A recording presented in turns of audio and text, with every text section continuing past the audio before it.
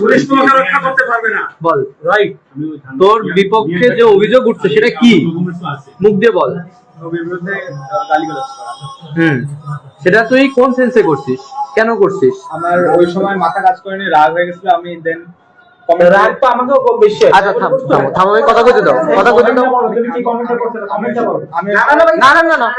আমি ওই সময় ভাই বুঝতে পারিনি, দেন আমি আবার আচ্ছা বুঝতে পারিসনি একবার, প্রথমে একবার করছিলি 1 বছর আগে, করছিলি কিনা মুখ দিয়ে বল। ওই সময় ডিলিট করেছিলাম। যদি করছিলি কিনা? ডিলিট করা না, ডিলিট আচ্ছা করছিলি। তারপরে এই কিছুদিন এক সপ্তাহ আগে, এখন থেকে 1 সপ্তাহ আগে করছিলি।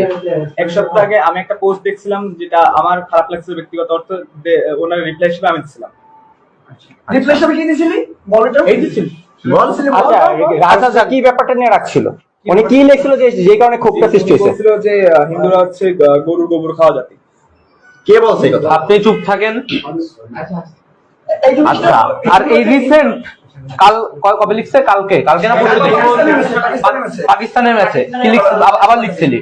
জি পাকিস্তানের ম্যাচে কেন লিখছিলি বল? ওই সময় তোরে কেউ কিছু বলছিল?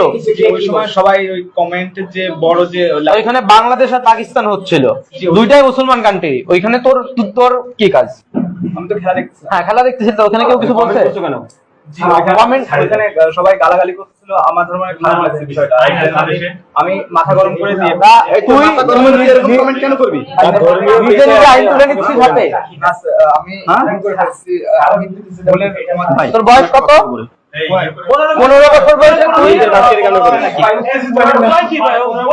ও ইন্টার ফার্স্ট ইয়ারে পড়ে, ওর বয়স এনআইডি কার্ডে 15 বছর দেওয়া, কিন্তু ওর বয়স অবশ্যই বেশি। 18 কাছাকাছির বয়স, 18 কাছাকাছির বয়স। তুমি কি আমাদের নবীর নামে কি গালাগালি করছো তার বাপমা সহ? আমাদের নবীর নামে কি সরাসরি তার বাপমা সহ কি অকথ্য ভাষায় গালাগালি করছো? Yes or no? জি। কেন করছো? জোরে বলো। আমি না বুঝে করে ফেলছি, আমার মাথা ঠিক ছিল না। মাথা ওটা পাগল সবাই বলছে।